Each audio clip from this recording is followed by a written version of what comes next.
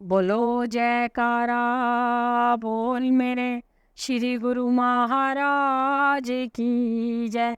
बोलो साचे दरबार की जय। बोलो श्री अनंतपुर वासी भगवान की जय। बोलो नंगली निवासी भगवान की जय। आसनसोल। आसनसोल के प्रेमियों का उत्साह देखते ही बनता था। उन्होंने आश्रम को पुष्प मंजरियों से खूब सजा रखा था। श्री मंदिर जी की आदित्य शोभा मानो देवलोक की शोभा को भी लज्जा रही थी। श्री प्रभु जी के शुभ आगमन पर सुस्वागतम के गीत गाकर अपने दिलों के उद्गार को प्रकट कर सबने हार्दिक खुशियां मनाई। बाई जी ने गुलदस्ते एवं हार भेंट किए। 18 मार्च सन 1994 प्रातःकाल श्री सद्गुरुदेव जी महाराज ने आसनसोल में नवनिर्मित श्री परमहंस अद्वैत मंदिर में निज कर कमलों से श्री परमहंसों की दिव्य प्रतिमाओं को अति भव्य सिंहासन पर विराजमान किया। सुंदर हार व पीतांबर पहनाए। श्री आरती पूजा के पश्चात आई हुई समस्त संगत के सम्मुख आपने श्रीमुख से पावन वचनों की अमृत वर्षा करते हुए फरमाया, गुरुमुखों, आज का दिन आप सभी के लिए कितना भाग्यशाली दिन है, जबकि आप सब श्री परमहंसों की छवियों का दीदार करते हुए और उद्घाटन करते हुए सच्ची खुशियां मना रहे हैं। इस शुभ अवसर पर आप सब गुरुमुखों को हमारी ओर से लाखों लाख मुबारकबाद हो। जिस प्रकार सूखी धरती पर वर्षा हो जाती है तो वह हरी भरी हो जाती है, इसी प्रकार जहाँ परमहंसों की पूजा स्थल बन जाता है वहाँ प्रेमी गुरुमुखों के दिल भी हरे भरे हो जाते हैं। वह जिसकी बदौलत, भक्ति और नाम की बदौलत, नाम और भक्ति का सच्चा सुख प्रदान करते हैं, परंतु यह केवल संस्कारी गुरुमुखों को ही नसीब होता है। गुरुमुख इसी की कामना करते हुए अपना जीवन सफल बनाते हैं। महापुरुष गुरुमुखों के लिए सब समागम बना देते हैं, जैसे यह एक या दो घड़ी के लिए नहीं बल्कि हमेशा के लिए गुरुमुखों के लिए रूहानी केंद्र बन गया है। एक ऐसा स्थान बन गया है जहां हर इंसान को आत्मिक खुशी और सुख ही सुख मिलता है। जिस प्रकार आप सब गुरुमुखों को यह शुभ अवसर मिला, महापुरुषों महापुरुष जीवों के लिए सदा यही पुरुषार्थ करते हैं, ऐसे सरल साधन जुटाते हैं जिन्हें अपनाकर उन्हें सच्ची खुशी मिलती रहे। इसके लिए कोई अधिक परिश्रम का काम नहीं है, केवल दुनियावी ख्याल हटाकर मालिक का ध्यान हृदय में बसाना है। जिस दुनियावी कलह कल्पना से जीव दुखी है, परेशान है, उसको दिल से निकालना है और मालिक की भक्ति दिल में बसानी है। तारीख तुम्हें बतलाएगी, दुनिया में खुशी का नाम नहीं। जिस दिल में हवस का सिक्का है, उस दिल के लिए आराम नहीं। जो दिल हवस से पाक हुआ, दुख दर्द उसका सब दूर हुआ। जिस दिल में नाम की लगन लगी, वह खुशियों से भरपूर हुआ। इस दुनिया में सुख लेश मात्र को भी नहीं है। जब तक दिल में आशा व तृष्णा समाई है, तब तक जीव सुख की सांस नहीं ले सकता। झूठी आशाओं को छोड़कर जब दिल में प्रभु नाम की लगन लग जाती है, तभी सच्चे सुख और आनंद की अनुभूति होती है।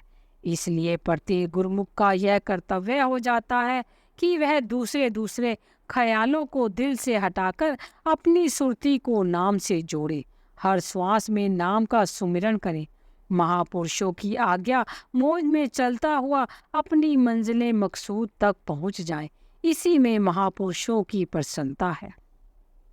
श्री दर्शन और प्रवचनों की दात को पाकर प्रेमियों का हृदय पुलकित हो उठे। सब हर्ष से जय जयकार करने लगे। श्री प्रभु जी और पावन दरबार की महिमा के भजन गाने लगे। आपने भक्ति के सच्चे धन और अपने असीम प्रेम से उनके दामन भरपूर कर आगे की ओर प्रस्थान किया। हावड़ा। सन 1995 में हावड़ा लाल कोठी में आश्रम बन गया तथा श्री परमहंस अद्वैत मंदिर का निर्माण कार्य पूर्ण हो गया।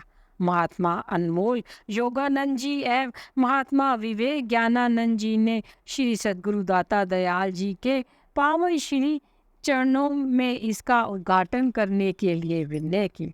महाप्रभु जी ने उनकी विनय को स्वीकार कर जून सन 1995 में कलकत्ता शहर में कृपा फरमाई।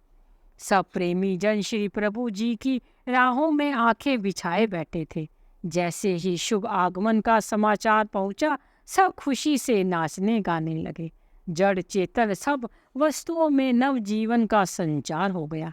सागर की लहरों की हलचल से ऐसा प्रतीत होता था कि मानो वे भी श्री प्रभु जी के श्री चरण पखारने के लिए आतुर हैं। हर्ष नगारों के नाद से नवमंडल गुंजायमान हो उठा। जिस प्रकार श्री परमहंस दयाल जी ने सेठ पन्ना लाल जी को उसके निवास स्थान ईसागढ़ में आने का वचन दिया था और वह वचन श्री श्री 108 श्री द्वितीय पातशाही जी ने पूर्ण किया, इसी प्रकार श्री श्री 108 श्री तृतीय पातशाही जी के पावन वचन भक्त अमरनाथ जी का घर आश्रम ही तो है जहाँ साधु संतों का आना जाना लगा रहता है। श्री सद्गुरु दाता दयाल जी श्री पंचम पातशाही जी ने पूर्ण किया। 21 जून सन 1995 बुधवार को वह सुंदर सुहानी घड़ी आ गई जब महाप्रभु जी ने रिबन काटकर श्री मंदिर का शुभ उद्घाटन किया। श्री परमहंसों की पावन प्रतिमाओं को भव्य सिंहासन पर विराजमान किया। पुष्प मालाएं पहनाकर शुभ भाल पर केसर का तिलक लगाया। श्री आरती पूजा का कार्यक्रम हुआ। आपने पावन वचनों में अमृत वृष्टि करते हुए फरमाया, जब भी धरती की पुकार होती है और प्रेमी भक्तों की तलब होती है या मांग होती है तो उसको पूरा करने के लिए कुदरत भी मदद करती है। यह कुदरत का अटल कानून है कि आज प्रेमियों की उस मांग को पूरा करने के लिए उसने ऐसा साधन बनाया जो इस श्री परमहंस अद्वैत मंदिर का निर्माण हुआ है और सभी प्रेमी खुशी व आनंद मना रहे हैं।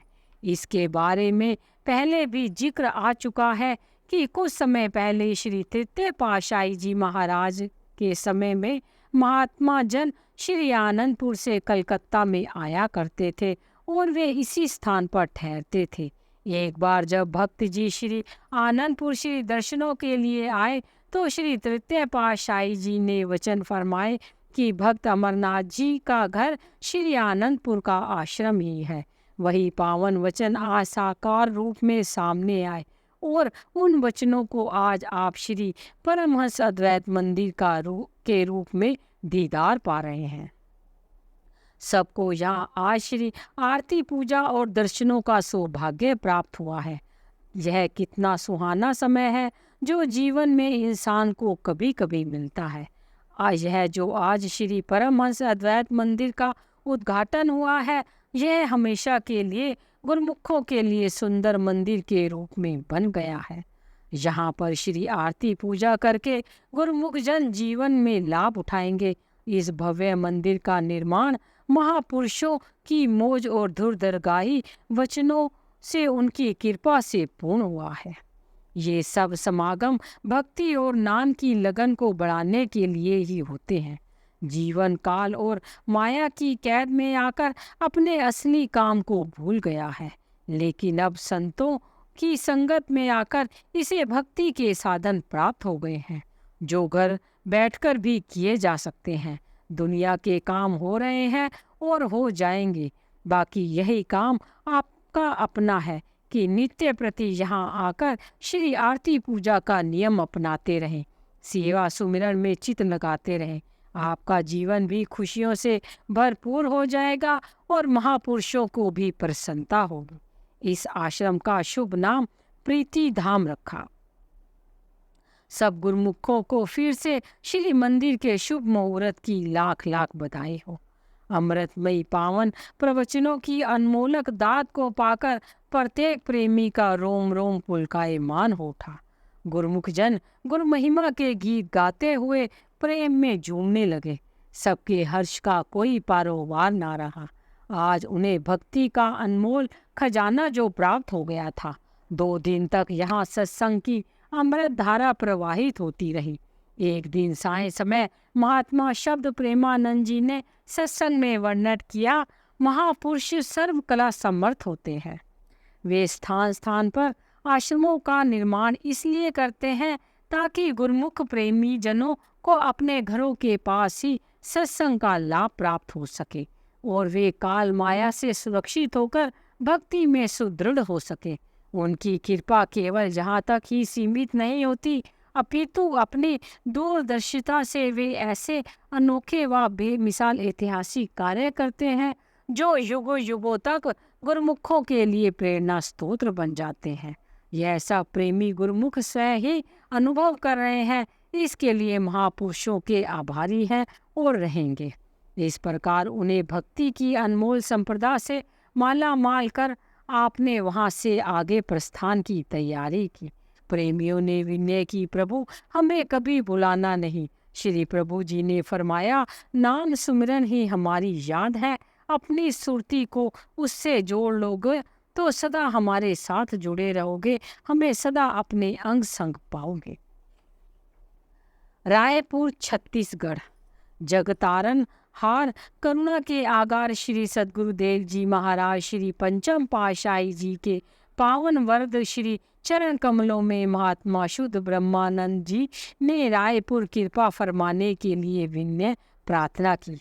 महाप्रभु जी ने जिसे स्वीकार कर 22 जनवरी सन 1975 में बम्बई से रेल द्वारा छत्तीसगढ़ प्रांत से रायपुर शहर में कृपा फरमाई। वहां से रायपुर के जवाहर नगर में बने आश्रम में पधारे। जैसे ही श्रीकार आश्रम के द्वार पर पहुंची, वरुण और पवन देवता ने श्री प्रभु जी की मीठी फुहारों और मधुर सुगंधित शीतल समीर से सुस्वागत किया। श्री गुरु महाराज जी को सम्मुख पाकर संगत अभिनंदन के गीत गाते हुए आनंद मनाने लगे। ढोल नगारों की धुन से भक्त जन नृत्य करने लगे। सारे आश्रम को पुष्प मालाओं से सजाया गया। श्री प्रभु जी ने आश्रम में प्रवेश किया और पूछा कि इस जगह का क्या नाम है। भाई संतोष ज्ञानानंद जी ने कहा, स्वामी जी यह जवाहर नगर है। आपने मुस्कुराते हुए फरमाया, अब यह सच्चे जवाहर मिलेंगे, अब यहाँ सच्चे जवाहर मिलेंगे। पधारे रायपुर श्री सद्गुरु जी दाता दीन दयाल। जवाहर नगर की भक्ति जवाहर से करने माला माल। भर दिया दामन नाम रतन से किया खूब खुशहाल। पुण्य संस्कारी रूहों पर निज कृपा दृष्टि डाल। घर बैठे ही महाप्रभु जी के दर्शन पाकर प्रेमियों के आनंद की सीमा ना थी। उनके लिए मानो त्रेता युग के पुरातन इतिहास पुनः संजीव हो उठा। भगवान श्री रामचंद्र जी जब भ्राता लक्ष्मण और माता सीता जी के साथ एक एक करके ऋषि मुनियों के आश्रमों पर पधारकर उन्हें कीर्तार्थ करते तो उनकी प्रसन्नता का कोई पारावार ना रहता। वे भगवान के चरण पखारते, उन्हें आसन पर बिठाते, कंदमूल फल अर्पित करते, श्री वचन श्रवण करते और सुंदर मनोहारी छवि को अपने अंतर में बसाकर अपने भाग्य मनाते। ऐसा प्रतीत होता कि वही त्रेता के भगवान राम श्री परमहंस जी का दिव्य रूप धारण कर आज जवाहर नगर आश्रम पर पधार कर सबको सत्संग श्री दर्शन और पावन प्रवचनों से कीर्तार्थ करने आए हैं। श्री प्रभु जी ने आई हुई समस्त संगत को संबोधित करते हुए अपनी अमृतमयी वाणी में फरमाया, जब से ईश्वर ने सृष्टि रची है तब से इसे 2 भागों में बांट दिया है। एक तरफ काल माया की शक्ति है तो दूसरी तरफ दयाल की शक्ति है। दोनों सृष्टि में अपना अपना काम करती है। काल माया की शक्ति जीव को अपनी ओर खींचती है, दयाल की शक्ति संत सत्पुरुष जीव को अपनी ओर प्रेरित करते हैं। काल व माया इसे अपने फंदे में फंसाकर मालिक से दूर खींचकर 84 के चक्कर कटवाते हैं। संतों का अपना मिशन है, वे जीव को काल माया की दास्ता से छुड़ाकर मालिक की ओर अग्रसर करते हैं। यह जीव जब तक ईश्वर से दूर रहता है, माया के बंधन में रहता है, तब तक इसका ईश्वर से मिलना कठिन हो जाता है। दूसरी ओर महापुरुष समय समय पर आकर ऐसे समागम रचाकर जीव को काल माया के बंधन से छुड़वाते हैं। मंदिरों का निर्माण इसलिए करवाते हैं ताकि जीव की सुरती जो माया की ओर है वहाँ से हट सके। आम लोग इसी में ही गलतान रहना चाहते हैं, वे इससे बाहर नहीं निकल सकते। जिन जीवों के पिछले पुण्य संस्कार होते हैं वे महापुरुषों की शरण में आकर धीरे धीरे भक्ति की ओर प्रवृत्त हो जाते हैं। ऐसे ही संस्कारी जीवों के ख्याल पुख्ता हो जाते हैं, जिससे ख्यालों में दृढ़ता और परिपक्वता आ जाती है। उन्हें कोई ठेस नहीं पहुंचा सकता। मानुष जन्म मालिक तक पहुंचने की सीढ़ी है। योग और जप तप भक्ति की पहली मंजिल है। इसके द्वारा मालिक से मिलना अत्यंत कठिन है। सत्पुरुषों की चरण शरण में नाम सुमिरन और साधन नियम की युक्ति पाकर उन पर आचरण करने से ही आत्मा परमात्मा से एकाकार हो सकती है। संयोग से आप सब गुरुमुखों को महापुरुषों की चरण शरण प्राप्त हो गई है। भक्ति के नियम मिल गए हैं।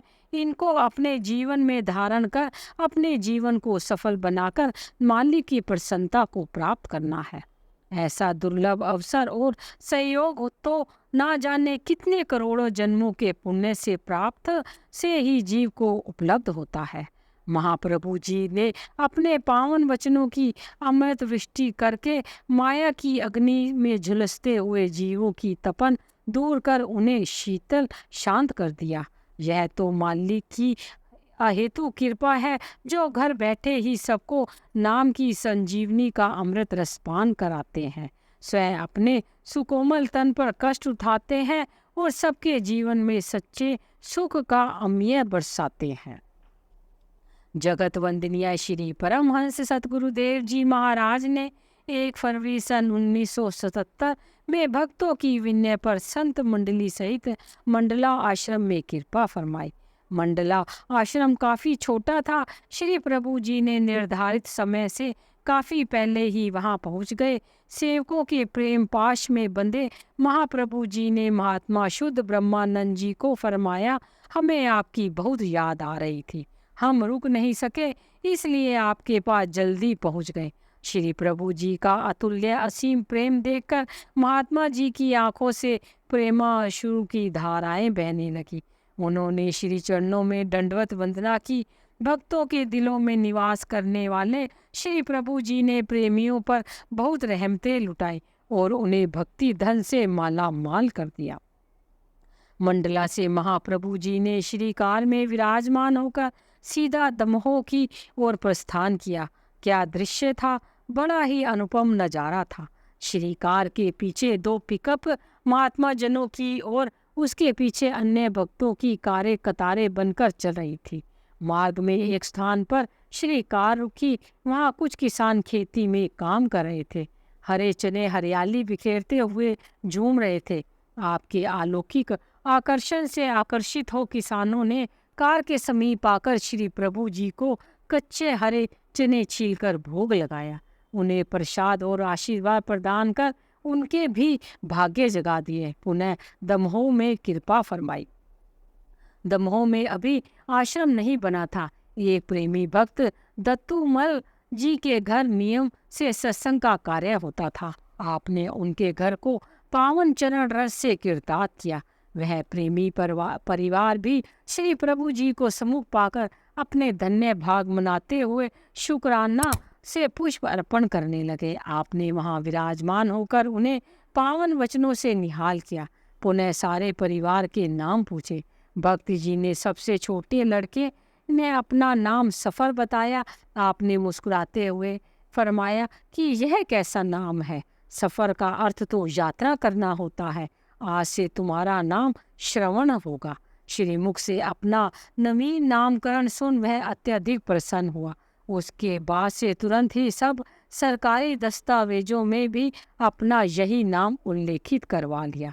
महाप्रभु जी जब बाहर आए तो उनके घर के पीछे 2 प्लाट खाली देकर महात्मा जी को उनसे पीछे वाला प्लाट आश्रम के लिए खरीदने की आज्ञा प्रदान की। संगत के लिए एक खुले मैदान में दर्शन खुले। सहस्त्रों की संख्या में प्रेमी गुरुमुखों ने श्री दर्शन और पावन प्रवचनों को अपने अंतर्मन में बसाकर आत्मिक लाभ प्राप्त किया। श्री आज्ञा से महात्मा जी ने उस प्लाट की रजिस्ट्री करवाकर वहां आश्रम का निर्माण करवाया। श्री सद्गुरु दाता दयाल जी ने 11 नवंबर सन 2013 में पुनः यहाँ कृपा फरमाई। आश्रम में श्री आरती पूजा का कार्यक्रम हुआ। पुनः संगत के लिए नीलकमल गार्डन में श्री दर्शन खुले। यहाँ का मालिक पहले इस स्थान को देने में आनाकानी करने लगा। भक्तों को श्री गुरु महाराज जी की श्रीकार के आने का मार्ग बनाने के लिए कुछ आवश्यक कार्य करना था। प्रेमी भक्तों ने उसको यह कहकर राजी कर लिया कि हम कार्यक्रम निपटाने के पश्चात आपको सब कुछ पूर्ववत कर देंगे। श्री प्रभु जी का शुभ आगमन हुआ और संगतों ने श्री दर्शनों का जी भरकर रसपान किया। गार्डन के मालिक ने जब तेजस्वी नूरानी मुखड़े की झलक पाई तो उसे अपने अंतर्मानस में ऐसी सुखद अनुभूति हुई जो अवर्णनीय थी। उसने ना तो कोई वहाँ ठहरने का किराया ही लिया और ना ही बाद में कोई मरम्मत आदि करवाई। प्रेम विभोर होकर वह भी श्री सद्गुरुदेव जी महाराज के गुणानुवाद करने लगा।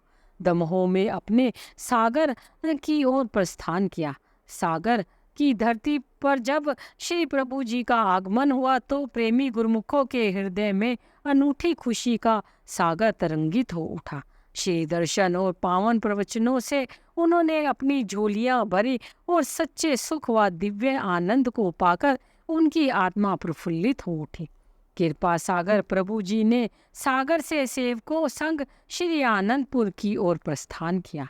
महापुरुष अपने सेवकों को आत्मिक लाभ पहुंचाने के लिए किस प्रकार अनवरत प्रयत्नशील रहते हैं। श्री सद्गुरुदेव जी महाराज के चरणों में महात्मा जी ने पुनः उनकी अमरावती आश्रम को पावन करने की विनय की। उस आश्रम में रहने वाली सेविकाओं ने सिंधी भाषा में एक भजन गाया जिसका भाव था कि श्री प्रयाग धाम से अमरावती पास ही है, अतः श्री प्रभु जी हमें वहां आकर श्री दर्शनों की मंगलकारी है सुखदायिनी संजीवनी का रसपान कराएं। जब श्री चरणों में यह विनती हुई उस समय आप श्री आनंदपुर में विराजमान थे। आपने फरमाया, अभी तो हम श्री आनंदपुर में हैं, हम भी प्रयाग धाम में से आपके पास अवश्य आएंगे। सुख निधान महाप्रभु जी ने गुरमुख प्रेमियों के जीवन में सुखों की बरसात करने के लिए 7 नवंबर सन 1979 में अमरावती आश्रम में कृपा फरमाकर निज कर कमलों से इसका शुभ उद्घाटन किया। भाई संतोष ज्ञानानंद जी ने सिंधी भाषा में भजन गाया। श्री प्रभु जी ने भी सबको बहुत बहुत बधाइयाँ देते हुए अपनी अमृतमयी वाणी में फरमाया, एक आदमी 4 दीवारी में सुरक्षित है, उसे सब सुख और आराम के समान मुयस्सर है, किसी किस्म का कष्ट नहीं। एक अन्य आदमी बाहर से आज़ाद है, जंगलों में घूम रहा है, क्या वह जंगली जानवर शेर चीते आदि से बच सकता है? वे तो उसे अपना ग्रास बना लेते हैं, तो क्या वह आज़ाद हुआ? क्या आज़ादी इसी का नाम है? इसे हर समय दुश्मन का भय बना रहे। जो 4 दीवारी में है उसे हर प्रकार का सुख आराम मिल रहा है और वह पूर्णता आनंद में है, तो फिर कौन सुखी हुआ? वह 4 दीवारी क्या है? सद्गुरु के वचनों की 4 दीवारी, जिसमें जीव हर वक्त आनंद में रहता है।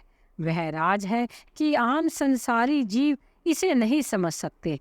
गुरुमुख पुरुष सद्गुरु की शरण में आकर आनंद को प्राप्त कर लेते हैं और जन्म जन्म का यम दंड निवारण कर लेते हैं, जबकि मनमुख संसार में रहते हुए मन और माया की गुलामी में रहकर अपने लिए दुख और 84 का बंधन खरीद लेते हैं। अब विचार करो कि कौन सा रास्ता सही है और कौन सा रास्ता गलत है। अब यह समझ, यह विचार कौन देगा? यह सोच कहाँ से प्राप्त होगी? यह केवल सत्पुरुषों की संगति में आने से, दरबार की हित चीज से सेवा करने से पता चलता है कि काम, क्रोध, लोभ, मोह, अहंकार आदि भी कोई दुश्मन है। संसार में रहते हुए माया में लिप्त रहने के कारण इसका पता ही नहीं चलता। गुरुमुखों के बड़े भाग्य हैं जो सत्संगति में आकर एक सुनहरी समय प्राप्त हुआ है, ज्ञान की रोशनी मिली है। इस समय में जितना लाभ उठा लिया जाए वह ही अपना है। काम क्रोध आदि शत्रुओं की जंजीरों को तोड़कर आनंद और खुशी का खजाना अपने अंदर भरना है, मगर इसके लिए आज्ञा और मौज के किले में रहना पड़ेगा। जो समझदार पुरुष हैं वे घाटे का सौदा नहीं करते, लाभ का सौदा करते हैं। इसी लाभ का सौदा करने के लिए ही महापुरुषों ने जगह जगह पर आश्रमों का निर्माण कर दिया है, ताकि गुरुमुख जन यहाँ आकर भक्ति के नियमों की पालना करके जीवन में सच्ची खुशियाँ भरकर अपना लोक परलोक संवार सके। आज अमरावती भी श्री प्रभु जी के पावन श्री दर्शन व अमृत प्रवचनों का सौभाग्य पाकर अमर हो गई। सब संगत को पत्र पुष्प भेंट करने का सुअवसर प्रदान कर सबके हृदय में नाम की ज्योति प्रदीप करके वहां से आगे की ओर प्रस्थान किया। श्री सद्गुरु देवता दयाल जी की कृपा और आशीर्वाद से महात्मा जी स्थान स्थान पर जाकर सत्संग प्रचार का कार्य करने में संलग्न थे। संगत को अपने घर के पास ही सत्संग की पावन गंगा में मंजन करने का सौभाग्य प्राप्त कर हो सके, इसके लिए उन्होंने कई शहरों में सत्संग आश्रमों का निर्माण किया। टाटा नगर में भी आश्रम का निर्माण हो चुका। महात्मा जी ने महाप्रभु जी के चरणों में इस स्थान को भी पावन करने की विनय की। बोलो जयकारा बोल मेरे श्री गुरु महाराज की जय।